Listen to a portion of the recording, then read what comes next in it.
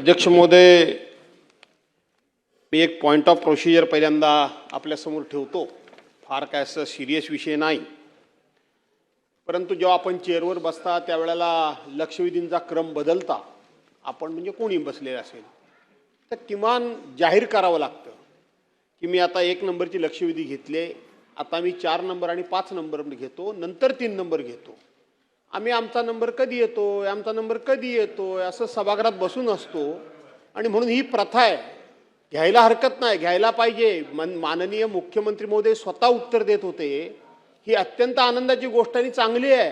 पण आम्हाला नुसतं तरी सांगायला तरी पाहिजे होतं की बाबा आता मी 4 आणि 5 घेतोय, नंतर 3 नंबर घेतो. ही प्रथा आहे की नाही सोपल साहेब? तुम्हाला इतक्या वर्षामध्ये आम्ही आपलं बसलोय पावसाळो पावसाळो पावसाळो, म्हणजे आमचा नंबर कधी येतोय.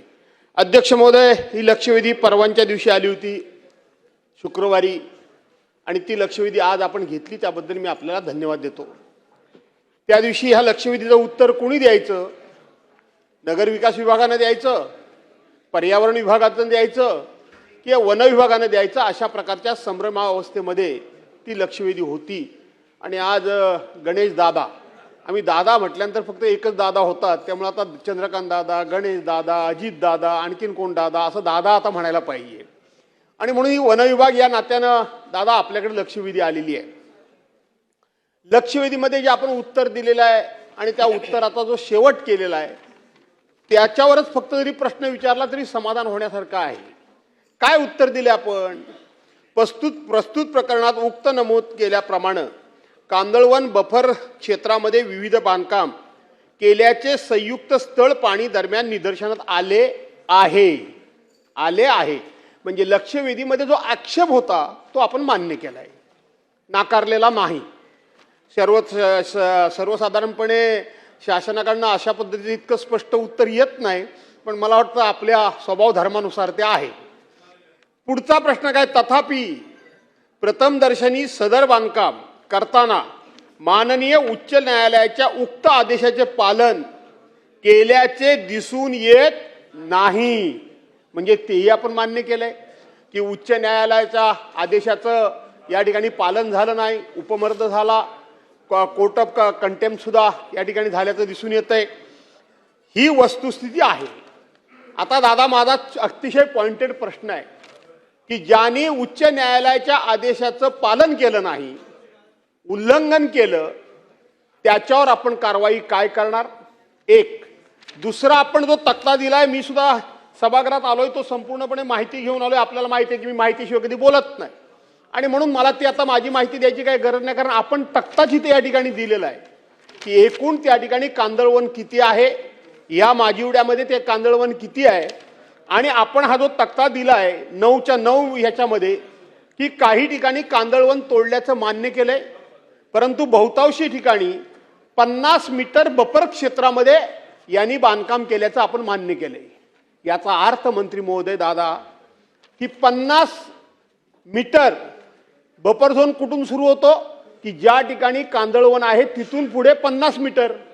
आणि म्हणून जर हा बफर झोन आपण मान्य केला तर याचा अर्थ पूर्वी इथं कांदळवन होतं, हे सुद्धा आपण या ठिकाणी मान्य केलेलं आहे. आणि म्हणून हे कांदळवन तोडल्यामुळं फक्त बफर झोन एरियामध्ये या ठिकाणी बांधकाम दिसतंय. म्हणजे माझे 3 प्रश्न कोर्टाचा या ठिकाणी अवमान झालेला आहे. या ठिकाणी अनधिकृत बांधकाम केलेलं आहे, या ठिकाणी कांदळवन तोडल्याचं स्पष्ट झालेलं आहे. आणि तिसरी गोष्ट, आपण जर बघितलं की ज्या वेळेला अशा पद्धतीच्या कांदळवनामध्ये कोणी जर हस्तक्षेप केला तर त्या ठिकाणी जिल्हाधिकारी, वनाधिकारी, तहसीलदार, उपविभागीय अधिकारी यांच्या उपस्थितीमध्ये संयुक्त पाहणी व्हावी लागते. 2023ला दिल्लीतून इकडे हे खाली प्रकरण आलं 2023ला. आज तागायत जिल्हाधिकाऱ्यांनी वगैरे इथे पाहणी केलेली नाही. तर परवांच्या दिवशी सभागृहामध्ये लक्षवेधी आल्यानंतर इथं खालच्या दर्जाच्या, मग त्यामध्ये महसूल कोण असेल, वन विभागाचा कोण अधिकारी असेल, पर्यावरण विभागाचा असेल, गृह विभाग असेल, आणि महापालिकेचा अधिकारी असेल आणि तक्रारदार, यांनी पाहणी केली कधी 9/7ला. म्हणजे परवांच्या दिवशी पाहणी केली, आज सभागृहासमोर आलेत. आणि म्हणून ज्यांनीही संयुक्त पाहणी केली नाही त्यांच्यावर आपण कारवाई काय करणार? ज्यांनी कोर्टाचा अवमान केला त्याच्यावर आपण हे काय करणार? कारवाई करणार. ज्यांनी अशा पद्धतीचं बांधकाम करताना उच्च न्यायालयाच्या आदेशाचं पालन नाही केलं आणि बांधकाम केलं त्याच्यावर कारवाई काय करणार? त्याचबरोबर आर्किटेक्टनी हे चुकीचं बांधकाम कसं करून घेतलं त्याच्यावर काय कारवाई करणार? आणि हे सगळं कारवाई करेपर्यंत आता ज्या ठिकाणी नवीन बांधकाम सुरू आहे ते बांधकाम आपण थांबवण्याला स्टे देणार का? सन्माननीय अध्यक्ष महोदय, सन्माननीय भास्करराव जाधव ज्येष्ठ सदस्य यांनी जे आता जे मला प्रश्न विचारले ना ते ब्रीफिंगला मी सर्व अधिकाऱ्यांना तेच प्रश्न विचारलेले आहेत. हा माजिवड्यामध्ये तालुका जिल्हा ठाणे म्हणजे ठाणे शहराचा एक भाग आहे. 2.73 हेक्टर ही अधिसूचित कांदलवन क्षेत्र वन विभागाच्या ताब्यात आहे. आपण पॉइंट आउट केला की दाभोलकर नावाच्या एका सदग्रस्तानं 2/9/23 रोजी केंद्र शासनाच्या PG पोर्टलवर तक्रार दाखल केली. सदर तक्रार केंद्रीय पर्यावरण मंत्रालयाने नवी दिल्ली यांनी 21/9/23 रोजी MCZMA ह्या आपल्या पर्यावरण विभागाला कळवली. म्हणजे त्या लोकांनी साधारणपणे 19 दिवसानंतर ती कळवलेली आहे. 2023ला MCZMA यांनी 26/10/2023 व 10/2/2025 रोजीच्या जिल्हाधिकारी कार्यालयाला कळवलं. म्हणजे 2 वर्षांनी. अशा परिस्थितीमध्ये आपण सांगितलेली गोष्ट खरी की ही लक्षवेधी सभागृहात लागली गेली ती फक्त पर्यावरण विभाग की वन विभाग की महसूल विभाग अशा याच्यानंतर ती मी सांगितले ते आमच्याचकडे पाठवा आणि त्याचा सन्माननीय भास्करराव जाधवांना समर्पक आणि परिपूर्ण उत्तर देण्याचा मी प्रयत्न करणार आहे. मी आज तोच प्रश्न विचारला की जर का 2023ला तुमच्याकडे तक्रार आली असेल आणि तुम्ही 3 दिवसापूर्वी संयुक्त तुम्ही त्या ठिकाणी स्थल पाणी करा जाता म्हणजे तुम्हाला त्या गोष्टीचं गांभीर्य नाही. तुम्हाला उच्च न्यायालयाने दिलेल्या निर्देशाची सुद्धा तुम्हाला गांभीर्य वाटत नाही. आता याच्यामध्ये बाब अशी आहे की उक्त क्षेत्रे अधिसूचित कांदलवन व वन विभागाच्या ताब्यातील नाही. सदर बांधकामे 50 मीटर कांदलवन बफर झोनमध्ये झालेली आहेत. त्यामुळे पर्यावरण संरक्षण अधिनियम 1986 अंतर्गत महसुली आणि पर्यावरण यंत्रणा यांच्याकडून ही कारवाई अपेक्षित होती. मी अधिकाऱ्यांनी सांगितलं तुम्हा लोकांना रागात बोलणं तुम्हाला दोष देणं याच्यामध्ये आम्हाला स्वारस्य नाही, परंतु जो एकूणच कार्यभाग तसाच शिल्लक राहतो आणि त्याच्यामुळे पर्यावरणाचा ऱ्हास होतो या गोष्टीचं दुःख आहे.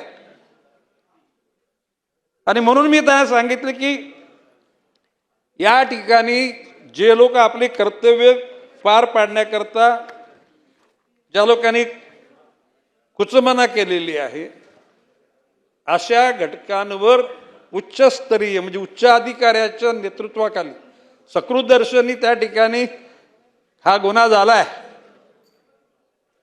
उच्च न्यायालयाच्या आदेशाचा भंग केलाय आणि अशा आदेशाचा भंग ज्या घटकांवर जबाबदारी फिक्स होईल त्या अधिकाऱ्यावर उचित कारवाई करण्याचे निर्देश देण्यात येतील. म्हणजे आपल्या पहिल्यांदा ज्या कोणी आपल्या कर्तव्यामध्ये कसूर केली त्या लोकांना चौकशीच्या सामोरे जाऊन त्यांच्या फेल्युअरला त्यांना ती जी काय असेल पनिशमेंट ती दिली जाईल. त्याचबरोबर जे घटक ज्यांनीही कारवाई केलेली आहे त्या घटकांचं बांधकाम त्या ठिकाणी थांबवलं जाईल. ज्या ठिकाणी एकूणच कायद्याला जर ते फिकच घालत नसतील, कायद्याला मानत नसतील, मग तो कोणी असो, कायद्यासमोर कोणी छोटा मोठा नाही. त्या घटकाला त्या ठिकाणी त्याने केलेल्या आता बाब अशी की इमारती तयार झाल्या, लोक तिथं राहायला गेली, मी थर्ड पार्टी इंटरेस्ट डेव्हलप झाला. आता ते इमारती तोडणं किंवा लोकांना बाहेर काढणं हा त्याला काय मार्ग नाही. परंतु त्याच्या अनुषंगानं केलेल्या चुकीचं परिमार्जन करण्याकरता त्यांना मॅक्झिमम पेनल्टी कशी होईल ते बघितलं जाईल. आपण ज्या धारणेतून ही लक्षवेधी त्या ठिकाणी मांडलीत, आपला त्या उद्देश एवढाच आहे की बाबा या ठिकाणी जे चुकीच्या पद्धतीने गोष्टी घडल्या आणि घडू पाहत आहेत त्या थांबल्या पाहिजेत. आणि म्हणून जी ही उल्लंघन करणारी वस्तुस्थिती आहे त्या बाबतीमध्ये कसल्याही प्रकारची म्हणजे अधिकाऱ्याची, तर तुम्ही सांगाल का आता जिल्हाधिकारी IS असतो, आता या वरिष्ठ म्हणजे वरिष्ठ अधिकारी म्हणून तुम्ही ॲप्रोप्रिएट जो अधिकारी असेल की ज्या सगळ्यांची इन्क्वायरी करण्याची क्षमता आहे अशा अधिकाऱ्याची नेमणूक केली जाईल आणि त्यांच्यामध्ये कसूर ज्या ज्यांनी केली त्यांना पनिशमेंट दिली जाईल. आता isakal.com आहे देशातील नंबर 1 ची मराठी न्यूज वेबसाईट. प्रत्येक अपडेटसाठी isakal.com ला नक्की भेट द्या.